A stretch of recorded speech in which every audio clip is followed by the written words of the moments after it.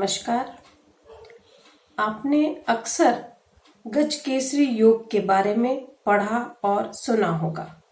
आइए जानते हैं गजकेसरी योग क्या है। जब किसी जातक के जन्म कुंडली में चंद्रमा से केंद्र स्थानों पर बृहस्पति होता है तो गजकेसरी योग होता है। अर्थात किसी जातक के जन्म के समय चंद्रमा से पहले, चौथे, सातवें या 10वें स्थान पर देवगुरु बृहस्पति स्थित हों तो उस जातक की कुंडली में गजकेसरी योग होता है। शास्त्रों के अनुसार इस योग में जन्मा जातक बुद्धिमान, दीर्घायु, प्रतिष्ठावान, धनवान और स्पष्ट वक्ता होता है। ऐसा जातक वाणी पर आधिपत्य रखता है और सदैव जीवन में सफलता की ओर अग्रसर होता है।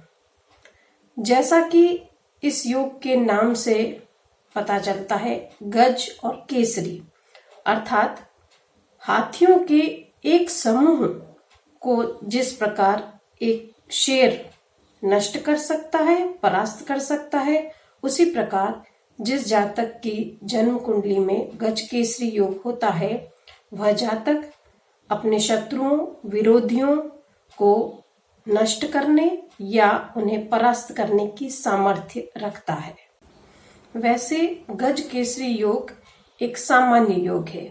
यह चंद्रमा की बृहस्पति के साथ युति और स्थितियों के फलस्वरूप बनता है। तो माह में लगभग 10 दिन चंद्रमा और बृहस्पति मिलकर गजकेसरी योग का निर्माण करते हैं। अब गजकेसरी योग बहुत सी कुंडलियों में मिल जाता है, लेकिन सभी कुंडलियों में उपरोक्त कहे गए फल प्राप्त नहीं होते। आइए जानते हैं गजकेसरी योग होने पर भी जातक को इस योग के शुभ परिणाम क्यों प्राप्त नहीं होते। गजकेसरी योग बनाने वाले दोनों ग्रह चंद्रमा, जो कि जातक के मनस्थिति, भावना और आकर्षण शक्ति के कारक हैं, वहीं देवगुरु बृहस्पति ज्ञान, विद्वता और परिपक्वता के परिचायक हैं। इन दोनों ग्रहों का कुंडली में बलवान होना आवश्यक है, तभी यह गजकेसरी योग पूर्ण रूप से फल देगा। बलवान होने का तात्पर्य है कि चंद्र और बृहस्पति दोनों अस्त नहीं हो, नीच राशिगत नहीं हो तथा शत्रु राशि में स्थित नहीं हो। साथ ही इन दोनों ग्रहों की बुध, शुक्र जैसे शुभ ग्रहों से युति या दृष्टि संबंध बनता हो।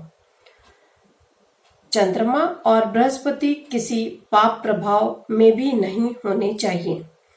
उपरोक्त शर्तें पूरी होने के अलावा चंद्रमा और बृहस्पति अपने वर्गों में, नवांशादी वर्गों में अच्छी स्थिति में होना चाहिए। ये सभी शर्तें यदि पूरी होती हैं तो गजकेसरी योग का फल जातक को प्राप्त होता है।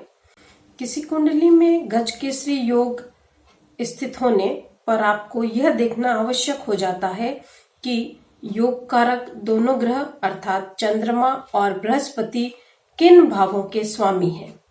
चंद्रमा और बृहस्पति यदि शुभ भावों के स्वामी हैं और यह योग किसी शुभ भाव में ही बनाते हैं तो जातक को उत्तम परिणाम मिलते हैं। जैसे उदाहरण के रूप में वृश्चिक लग्न की कुंडली में बृहस्पति पंचम भाव के स्वामी हैं और चंद्रमा नवम भाव के स्वामी है। इस कुंडली में आपको बृहस्पति स्वग्रही दिखाई दे रहे हैं, जबकि चंद्रमा अष्टम भाव में राहु के साथ स्थित है। यहाँ चंद्रमा राहु के साथ स्थित होकर ग्रहण योग बना रहे हैं, अतः जातक को गजकेसरी योग का पूर्ण फल प्राप्त नहीं होगा। दूसरी कुंडली में आप देखेंगे कि कर्क लग्न की कुंडली है और यहाँ लग्नेश चंद्रमा है तथा भाग्येश बृहस्पति हैं। दोनों ही लग्न में स्थित होकर गजकेसरी योग का निर्माण करते हैं। यहाँ लग्न में चंद्रमा स्वग्रही है तथा देवगुरु बृहस्पति उच्च राशिगत होने से पूर्ण रूप से बलवान है और जातक को गज केसरी योग का पूर्ण फल प्रदान करेंगे। इस प्रकार हमने देखा कि गज केसरी योग किस प्रकार से फलदायी होता है।